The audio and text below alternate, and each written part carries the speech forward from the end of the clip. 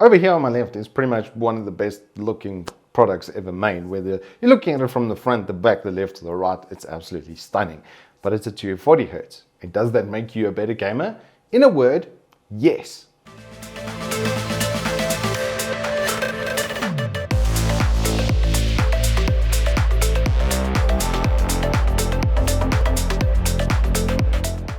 Good afternoon and welcome to Turbo Tortoise Tech. Like I said, on my left here is this beautiful Alienware AW2720HFA. It is the HFA variant, so it's their latest and their greatest, the HF being the first series of this. And it's more or less the same, albeit the VA has been swapped out for the IPS. But before we get into any of that, can we just talk about how this damn thing looks and how it's been put together? And it's actually like a really clever product, even though it looks the way it does. It's not just, this is the best of form and function. It's like the Aston Martin V12 Vanquish of monitors. And being an Alienware, it has to look the part, you know. Dell's got, you know, some quality and you know, image to uphold here, you know, and they've got to look good for everybody else looking over the fence going, what are you doing over there? Well, this is basically what they're doing, which is blowing our minds while we're looking at it from, as I've said, behind or from in front. It's just, oh man, this thing just looks too good. And it's such a pity because you're going to be looking at it from the front most of the time. So everybody else around you gets to see the other cool stuff that's happening on the back here because it's got RGB lights and stuff. But let's start with the build up, as it should always be done from the foundation. So legs, they are quite large actually. They do stick out quite far, but it doesn't make it extremely stable. The monitor's definitely not going anywhere, and it's got rubberizing on the base.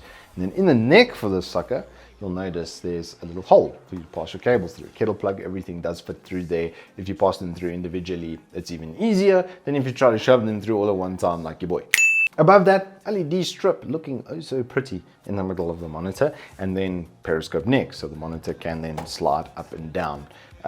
Considerable amount of distance as well, so if you are a taller lad, this one is a bit better setup for you. Then where it attaches on the neck, it can also swivel, like about 30 degrees is what I'd say. It's actually quite far. It might be a bit more than that. I'll put the exact amount on the screen for you now, but then it can tilt forward and backward as well. Also, quite a lot. I mean, look how much tilt that is. If you are like 7'2" and you need this to be at your preferred eye line, then it's going to be possible. They've made this for the NBA players as well. Got to give them points for that.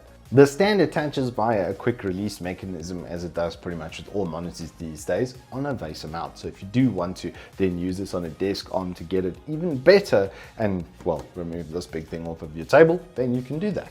The port setup and the pass-through features over here has been really nicely done as well. They've put a 3.5mm jack on it, pass-through, so you can pass through your headset or whatever the case is out the front of the monitor, which is going to help clean up some desks, I'm sure. And then they've put a USB 3, dual USB 3 pass-through. So, and it is the full speed, the high data transfer variant of the connector, which is normally used on things like external hard drives and stuff. So I would hazard a guess that you could actually probably use like a 2.5 external directly from the monitor as well.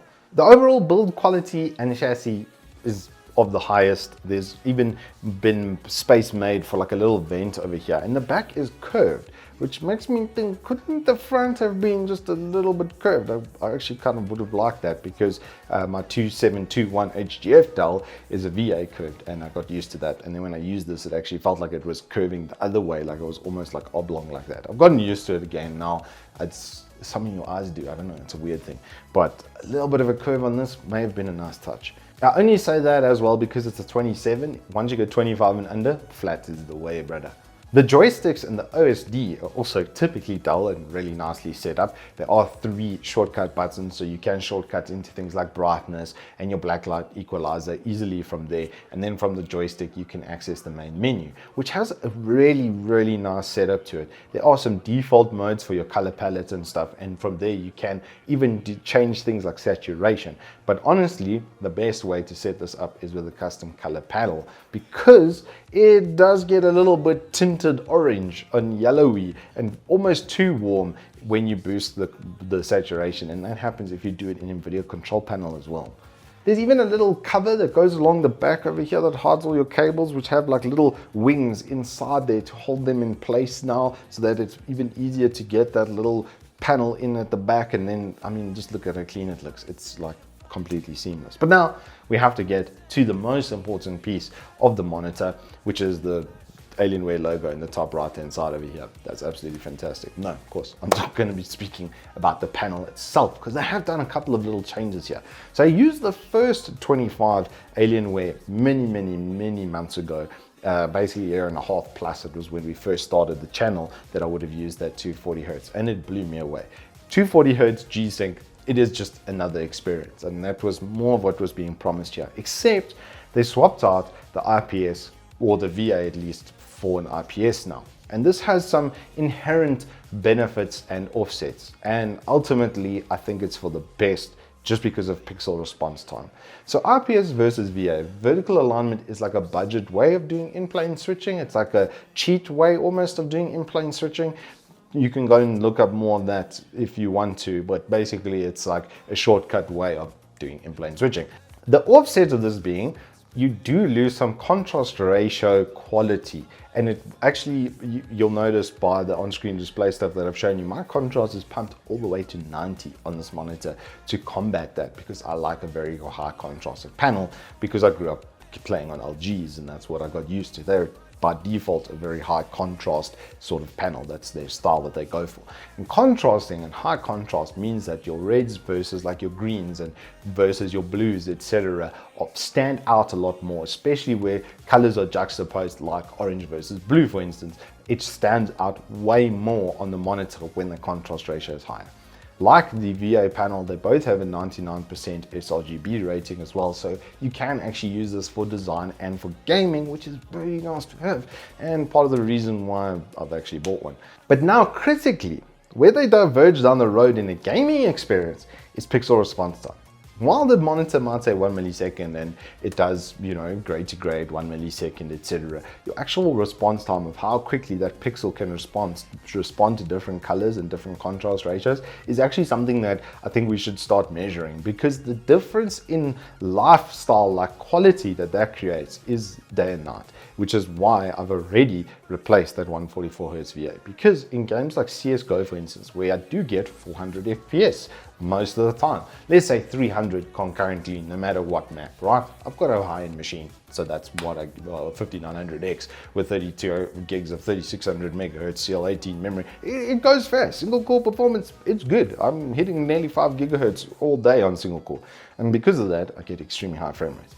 Now the problem is, where you have like a dark color next to a light color, it smears on the VA. The VAs are not good with pixel response time. They look incredible for media and things that even run say 60 to 100 frame rate, it looks really good. Even that being said though, when I was playing Tarkov on the other 27, in darker environments, in corridors and stuff, it all just became a blur and a smudge, and it became very difficult to see detail down those corridors, even with the blacklight equalizer enabled. This, with one layer of blacklight equalizer, blew it out the water. It was absolutely day and night. Smearing, completely gone. Having 240 Hz on the G-Sync for things like CS is mind-blowing. I mean, the things you can do and the shots you can pull off and stuff, it basically upped my skill cap like a bit. Like I've actually noticed an improvement, especially in my input delay reduction times when I'm doing things like holding an angle with an AWP or something like that, and someone runs into the crosshair, then your boy's hitting the shots. As a product proposition then, having that now improved pixel response time on these panels, it's like disgusting. Okay, this is pretty much at the money. I don't think there is a better gaming panel in the market right now, and the fact that it can kind of slink its way over to being in a design environment as well, especially if you use something like a color monkey to color grade your panel, then you're going to get the best of that environment as well. I just absolutely love Dell products. They're made exceptionally well. Build quality, everything is of the highest standard. The price points as well that they bring through, and considering how they do their warranty, if you haven't looked up premium panel guarantee and how it works, basically, if your monitor gets a stuck pixel or a broken pixel within the first 3 years, they will replace the entire panel for you. And no other company really does that. This makes Dell and Alienware some of the best purchases you can make. And right now, this monitor is on sale at Evetech for 6,600 Rand because it's part of the Checkpoint deals. So that's why I've actually rushed to get this review out to you as well, so you can see like thing is really good. If you're on the fence, trust me, you're not going to have a bad time with this. I'm in love with this monitor now.